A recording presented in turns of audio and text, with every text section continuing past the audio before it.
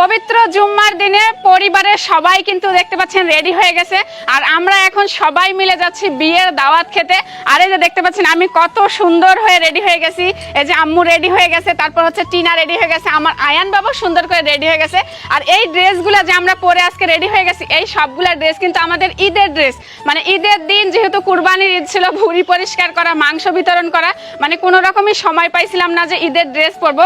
কেউ সময় পাইছিল, আম্মু পড়তে পারেনি, টিনাও পড়তে পারেনি, এমনকি আমার বাবাও পড়তে পারেনি, শুধু পাঞ্জাবি পরে নামাজ পড়তে গিয়েছিল। তো যাই হোক, আজকে এই বিয়ের দাওয়াতের উপলক্ষে কিন্তু আজকে আমরা এই ঈদের যে কেনাকাটাগুলো আমরা করেছিলাম সেগুলো কিন্তু আজকে ফাইনালি আমরা পড়তে পারলাম, মানে সেই সুযোগটা পাচ্ছি। তো এখন আমরা সবাই মিলে এই নতুন ড্রেস পরে বিয়ের দাওয়াত খেতে যাচ্ছি। তো এটা হচ্ছে আমার ঈদের শাড়ি। তো এই শাড়িটা পরে কেমন লাগছে অবশ্যই কিন্তু কমেন্ট করে জানাতে হবে। আম্মুরও কিন্তু এটা ঈদের শাড়ি, আম্মু এই ফার্স্ট টাইম আজকে পরছে, কেমন লাগছে অবশ্যই জানাবেন। টিনাকে কেমন লাগছে অবশ্যই জানাবেন, টিনাকে কিন্তু আজকে মাশাআল্লাহ পরীর মতো লাগতেছে। আর আমার নিজে হাতে ভাবি সাজাই দিয়েছে, লাগতে তো হবে পরীর মতো। হ্যাঁ না, আমি যতটুকু পারি অতটুকু সাজানোর চেষ্টা করছি আর কি। আর আমার বাবাকে তো আরো বেশি সুন্দর লাগতেছে। আর এদিকে আমার দেওর মানে আমার পাশে দাঁড়াইছে, মানে একটু ভাব। যারা অল্প কয়েকদিনের ভিতরে নিজের স্কিনটাকে ব্রাইট করতে চাচ্ছেন, অনেক বেশি সুন্দর একটা স্কিন চাচ্ছেন, তাদের জন্য নিয়ে আসলাম স্কিন কেয়ার কম্বো প্যাকেজ। এই ফেস প্যাকটি অল্প কয়েকদিন ব্যবহার করেই আপনারা পেতে পারেন ফর্সা, কোমল ও দাগহীন ত্বক। আর এই কম্বো প্যাকেজে থাকছে একটা ব্রাইটেনিং ফেস প্যাক, একটা নাইট ক্রিম আর একটা স্যাফরন ব্রাইটেনিং জেল। আর এই কম্বো প্যাকেজটি আমি অর্ডার করছি ইটস অর্গানিক এই পেজ থেকে। আপনারা চাইলে এই পেজ থেকে অর্ডার করতে পারেন। ফেস প্যাকটি ব্যবহারের ফলে আপনার ত্বকের যে কোনো দাগ রিমুভ করে ফেলবে, দীর্ঘদিনের পুরনো মেস্তা ও ব্রণের দাগ দূর করবে, ত্বকের সেন্টন রিমুভ করবে, স্কিন করে পরিষ্কার ও কোমল। কোনো সাইড এফেক্ট ছাড়াই আপনার স্কিনতে সাদা ধবধবে ফর্সা বানাবে। তো আপনারা নির্দ্বিধায় এই প্রোডাক্টটি নিতে পারেন ইটস অর্গানিক এই পেজ থেকে। আপনাদের সুবিধাতে উপরে পেজ লিংক দেওয়া থাকবে, হোয়াটসঅ্যাপ নাম্বার দেওয়া থাকবে, আপনারা চাইলে ওখান থেকে নিতে পারেন নেওয়ার জন্য, ঠিক আছে?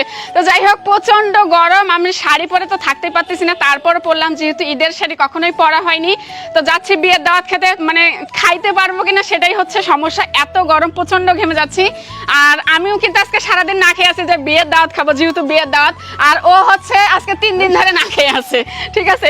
আজকে 3 দিন ধরে না খেয়ে আছে, কয় বিয়ের দাওয়াত খাবো। আর যদি বিয়ের দাওয়াত ওখানে না খাইতেই পারি তাহলে কি হলো, সেজন্য সে আগে থেকে খাওয়া দাওয়া বন্ধ করে দিছে।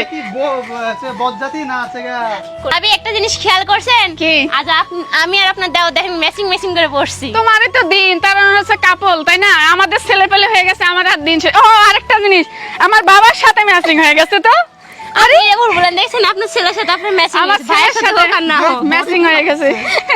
ভাব নিচ্ছে ভাব। আমরা সবাই দেখতে পাচ্ছেন হেঁটেই দাওয়াত খেতে যাচ্ছি, কারণ হচ্ছে আমাদের বাড়ির পাশে এই দাওয়াতটা হচ্ছে আমাদের মামা তো ভাইয়ের বিয়ে, মানে আমাদের মামা আছে, মামার ছেলের বিয়ে। তো যেহেতু কাছে, সেজন্য আমরা এই যে হেঁটেই চলে যাচ্ছি, এত সুন্দর করে সাজছি, সাজে রাস্তায় হেঁটে হেঁটে যাচ্ছি, ঠিক আছে?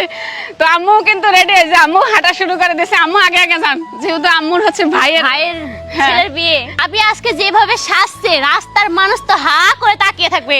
আর আপনারা কি করবেন তা জানি না, আমার ভাবিকে কিন্তু মাশাআল্লাহ অনেক সুন্দর লাগছে।